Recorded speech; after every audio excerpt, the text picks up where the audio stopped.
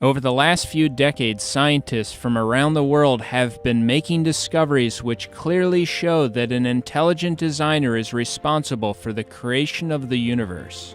Many believe that the entire universe came into existence out of nothing by chance. But if you really think about it, nothing couldn't bring the universe into existence because nothing produces nothing.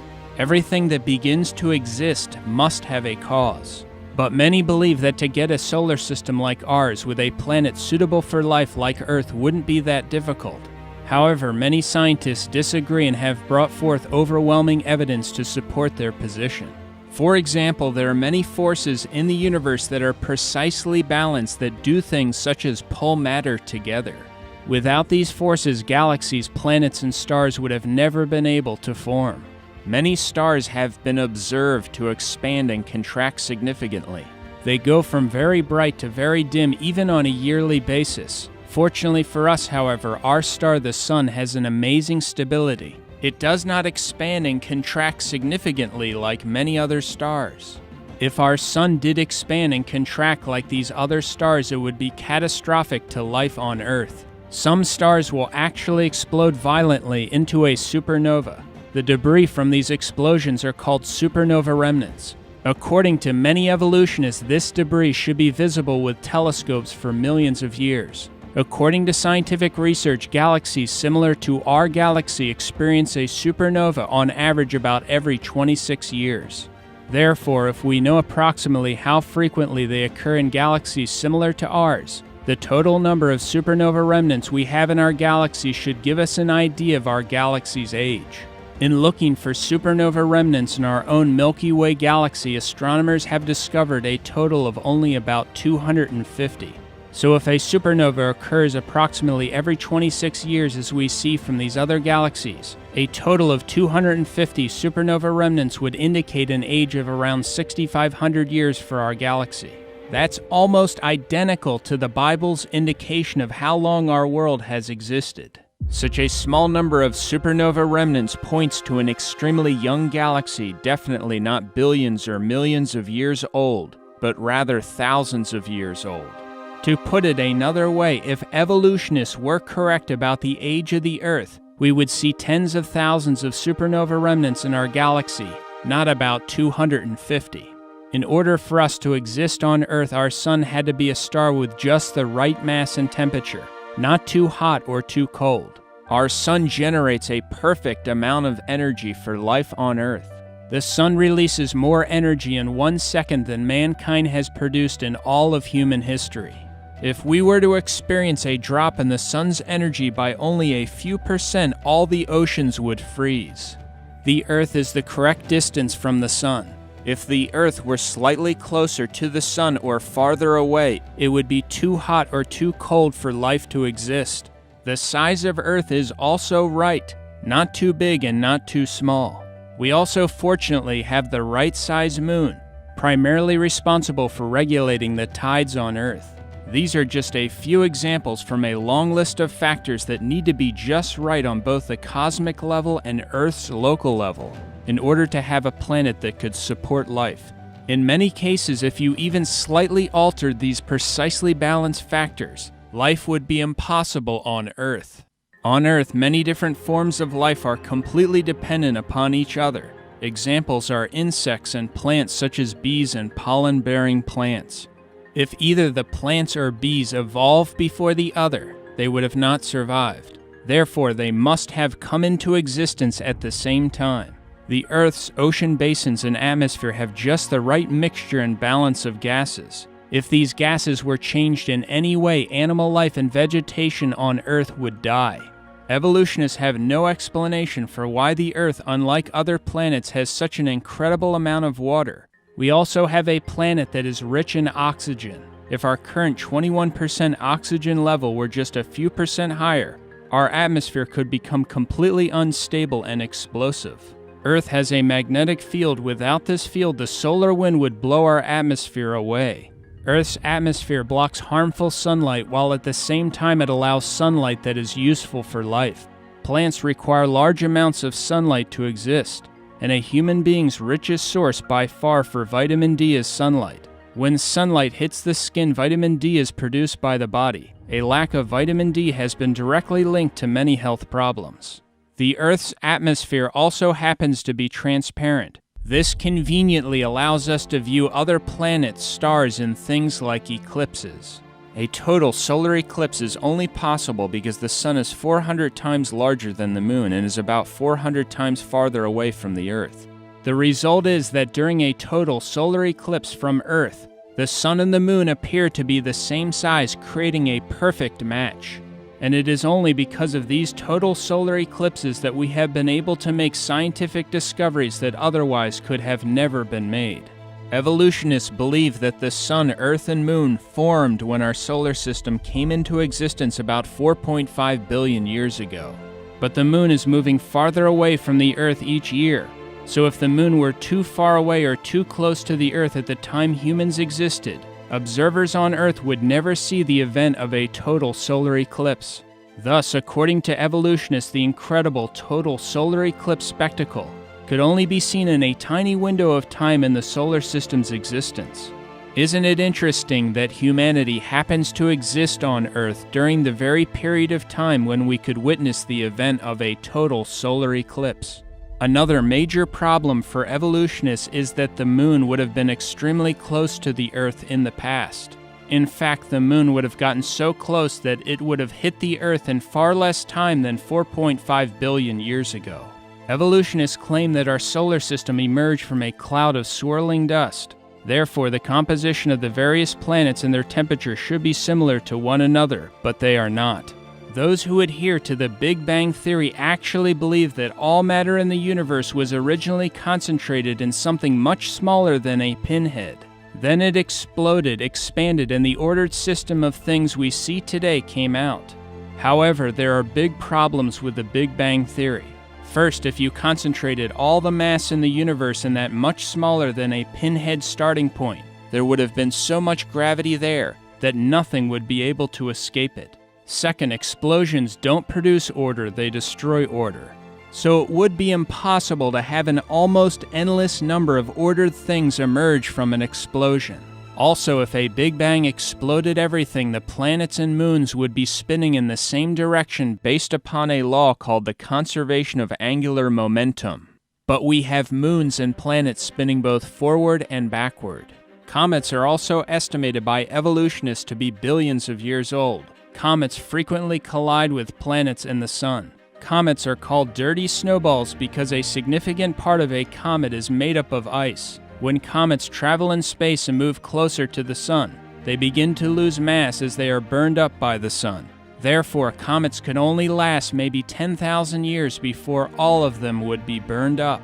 Interestingly, other things that could only last around 10,000 years are soft tissue, blood cells, and DNA. Yet all these things were recently found in dinosaur bones. This shows that dinosaurs existed thousands of years ago, not 65 million years ago as evolutionists claim. Another huge problem for evolutionists is the Earth's current human population number of 7.3 billion. How long would it take to go from 2 humans to 7.3 billion humans? It actually wouldn't take that long.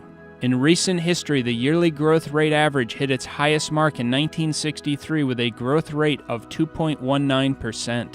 The world population is currently growing at about 1.14% per year. But if we started with 2 humans, how long would it take to reach our current 7.3 billion humans using, say, a 2% yearly growth rate? The answer is that it would only take about 1,100 years. Since evolutionists believe that we have been on Earth significantly longer than 1,100 years, why don't we have a dramatically higher number of people on Earth? Also, where are all the bones or graves, considering that almost all people throughout history have buried the dead? Some may still try to convince themselves that getting an incredibly special planet like Earth was just an accident, in which everything occurred in exactly the right way. But even if someone believed this, how would life begin on Earth when it is a fact that life can't come from non-life? All living things on Earth are made up of cells, so what are the chances that even a first cell could have accidentally formed? About 150 years ago, when Charles Darwin was alive, the cell was considered to be something like a simple, unsophisticated microscopic blob of jello. As a result of recent discoveries, however, we now know just how amazingly complex these extraordinarily small cells are. The adult human body contains 100 trillion cells of various sizes. 10,000 average-size human cells could fit on the head of a pin, and every single cell contains information equivalent to about 4,000 books. The information for all the cells in one adult in book form would completely fill the Grand Canyon more than 75 times. The cell is similar to a supercomputer but microscopic in size. The cell could also be viewed as an amazingly miniature city, with an elaborate network of connected assembly lines with numerous molecular protein machines carrying out different tasks which make the cell work. For example, in the cell there are little molecular trucks that travel over microscopic highway-like structures carrying materials around the cell. One example of a molecular machine in the cell is the flagellar motor that some bacteria use to swim. It is a molecular rotary motor that has a whip-like tail that can operate at up to 100,000 revolutions per minute. This is a picture of the flagellar motor magnified more than 50,000 times. It is 1/100,000th of an inch long. 8 million of these tiny motors would fit inside the cross-section of a human hair. You can see the details of its construction. It is made up of 30 different protein parts. It looks like it was designed by an engineer. The flagellar motor is extremely similar to an electric motor. Rotating forward and backward, the flagellar motor drives a bacterium through extremely sticky liquid conditions. As a result of the flagellar motor, a bacterium's top swimming speed is estimated to be the same as a human swimming at 60 miles per hour.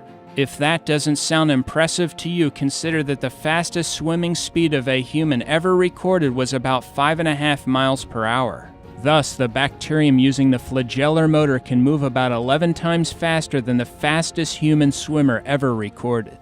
All 30 distinct parts of the flagellar motor are essential. So if you remove one of the parts, it will not work at all, and the bacterium will die. The flagellar motor is similar to a mousetrap. For a mousetrap to work, you need all the different parts, and if you remove one of the parts of the trap won't work at all. The construction process of the flagellar motor requires all 30 different interacting parts to be assembled correctly and placed at the proper locations at the proper time.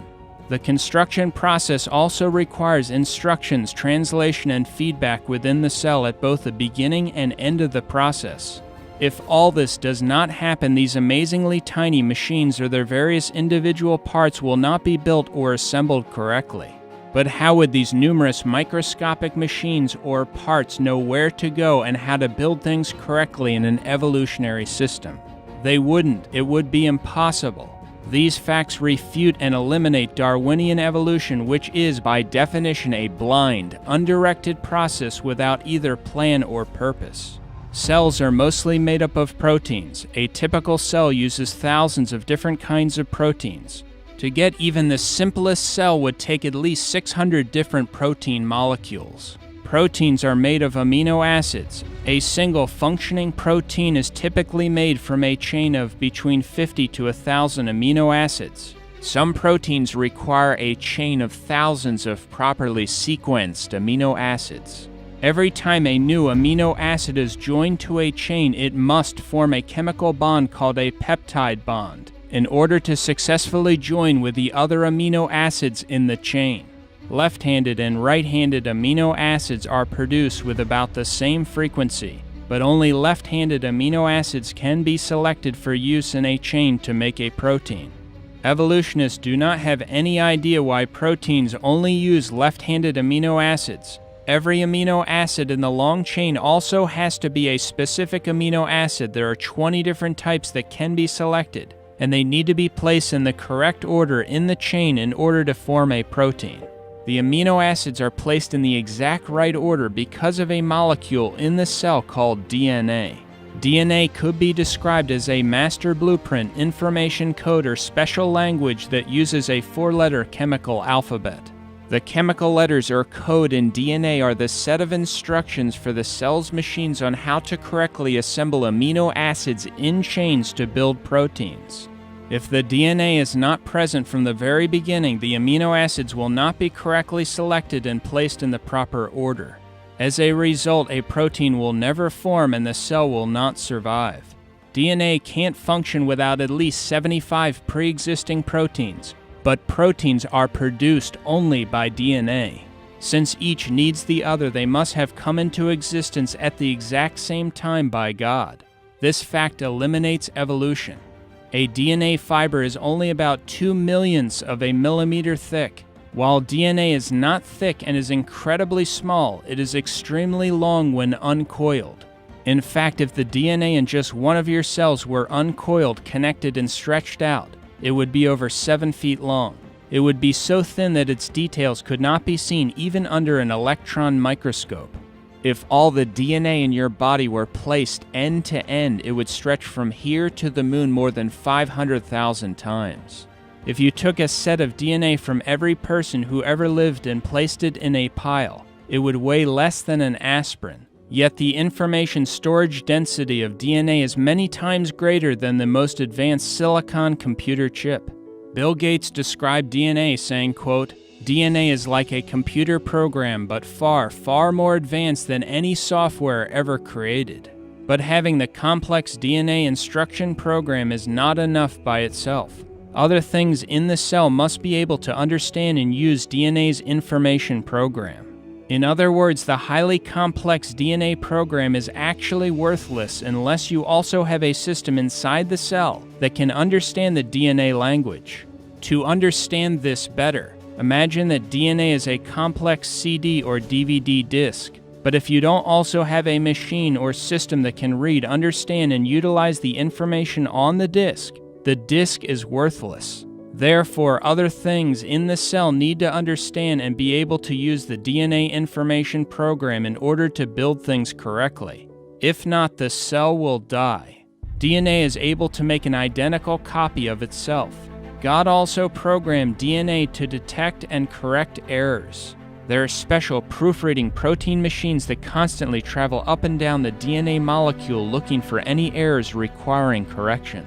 If any problems are detected, repairs are made immediately. This whole process is incredibly complex. The information contained in DNA proves that life doesn't just consist of matter and energy. It also contains information. Information can only come from an intelligent source that put the information there. Another function of DNA is that it is the program that God uses to build what you look like, your hair color, your height, etc. As mentioned earlier, each adult human body has about 100 trillion cells, but at your conception you were only one cell. Incredibly, you began your existence no larger than the head of a pin. Yet all the complex information that physically defined you and every organ in your body was there, contained in that one cell. Within 1 month of your conception, your eyes, ears, and lungs developed. Billions of new cells formed and your size increased by over 10,000 times. Shortly after the first month, the speed at which you were rapidly growing slowed down dramatically. If it didn't slow down and your speed of growth stayed the same, you would have weighed 3,000 pounds at birth. After 2 months, you were only 3 to 4 centimeters long, still small enough to fit inside a walnut shell.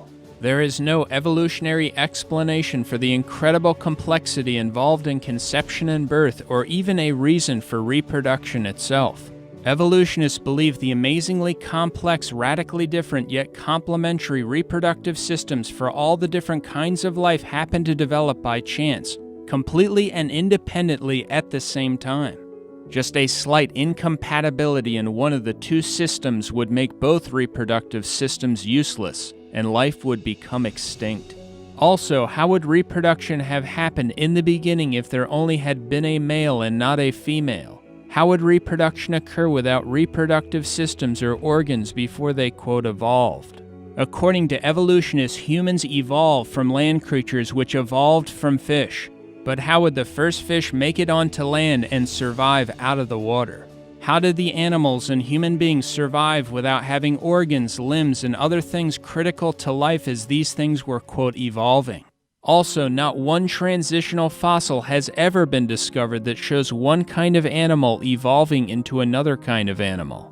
And the so-called missing link fossils, which some use to argue that apes evolved into human beings, have all been shown to be fully ape, fully human, or fake. Evolutionists also have no explanation for consciousness or for the origin of the immune system. For example, white blood cells attack bad bacteria in our body. White blood cells will actually search out and chase down bad bacteria on seek and destroy missions. In order to do this, they must have the programmed information that enables them to tell the difference between friend and foe. Unless all of this was in place and working from the beginning of life, a requirement that rules out evolution, bacteria and other agents of disease would have won, and we would not have survived. Evolutionists have no explanation for the extremely complex, yet perfect precision in which the body clots blood. Disaster can happen if blood doesn't clot at the proper time or in the proper place. If blood were to start clotting in the wrong place, for example, in your lung or in your brain, you could die. If blood began to clot too long after too much blood had drained or didn't cover the entire cut, you could die. If the blood clotting isn't restricted to the cut area alone, your entire blood system could solidify. Evolution has no explanation for blood clotting. For how would your body automatically know when and where to start the blood clotting process unless there is intelligent internal information to guide it? And speaking of blood, what came first, blood or the heart that pumps blood? Did skin evolve before blood? If so, how did it survive? The truth is that all these things had to be completely developed and present together from the beginning in order for humanity to survive. The 3-pound human brain is the most complex and orderly arrangement of matter in the universe. The adult human brain contains 10 to the 14th power. That's 100,000 billion electrical connections. That's more than all the electrical connections and all the electrical appliances in the world. On the back of your eyeball is the retina. It is less than 1 square inch. Yet that 1 square inch contains over 137 million light-sensitive cells, all of which are wired to the brain. The human eye can heal itself and is self-cleaning. The eye also has automatic focusing, enabling a person to distinguish millions of colors. If your eye were off even by a slight degree, you would see double. These facts are just some of the evidence that proves we were created by God. And we find clear evidence of God's creative power and intelligence not only in the design of man, but also in the incredible complexity of animals and insects. This is covered in detail in the video series Incredible Creatures That Defy Evolution. Some believe that the complexity of life in the universe can be explained by the possibility that an alien race created it. But do you really believe that aliens have the power to create the Earth? Or how about something the size of the sun? Over 1 million Earths could fit inside the sun. The sun is also very hot. So how would aliens go about putting the sun together and constructing it? How would they get close enough to the sun when building it? Or move away from it quickly enough without dying after starting it up? The conditions outside Earth and outer space are, according to the evidence, too hostile for life to exist. For example, prolonged exposure to the cosmic rays in outer space can be fatal. Just the temperature extremes in outer space would make almost any form of life either too incredibly hot or too cold. There are also poisonous gases, deadly radiation, gigantic explosions, extreme gravitational forces, and the lack of proper atmospheres and chemical elements for life to exist. Yet a large number of astronomers believe that life evolved on Earth and therefore, according to them, it must have also evolved on other planets in space. However, if this were true, many alien races on other planets much older than our own should exist. Some of them would be far more technologically advanced than we are. As a result, they would have sent a radio signal through space that we could pick up, or they would have reached us with their aircraft or robots. But we have never found any alien robots, any aliens, any alien aircraft, or any pieces of their aircraft. Here are some of the reported flying characteristics of UFOs. While in flight, UFOs will frequently change size, color, or shape. Multiple UFOs will merge into one UFO, and one UFO will instantly change into many UFOs. Many UFO witnesses have described these instant changes to the size and shape of UFOs by saying that the UFOs seemed as if they were alive. UFOs sometimes show up on photographs, but other times they do not. Most witnesses of UFOs do not report seeing an object or craft, but an unusual light moving around the sky. Sometimes UFOs instantly appear and disappear right in front of people, and will also pass right through the ground or physical objects. This type of behavior means that UFOs could not be from the material world, but would have to be some kind of spiritual phenomenon.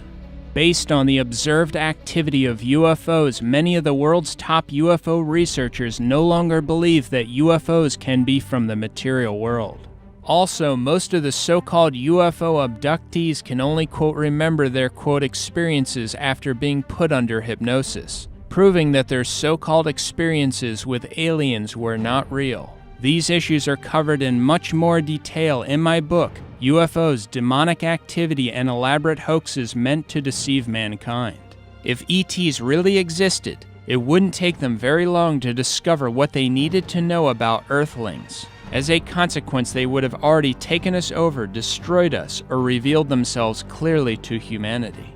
The organization SETI, Search for Extraterrestrial Intelligence, has been scanning the skies for decades looking for intelligent life.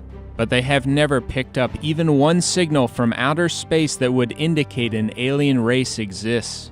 Those searching for ETs have said that if they did pick up even one complex signal, it would prove that an intelligence must have produced it. But why don't they apply that same standard and employ the same thought process to DNA? If they did, they would realize that the complex information in DNA proves that an intelligence put it there. Because whenever you find complex information, it is always traced back to a mind. For the best book refuting the theory of evolution from all aspects of science, including the scientific evidence of a global flood, see Dr. Walt Brown's book In the Beginning. Another interesting DVD is called Intelligent Design: Unlocking the Mystery of Life. For another video that discusses creation, see my video Creation and Miracles, condensed version.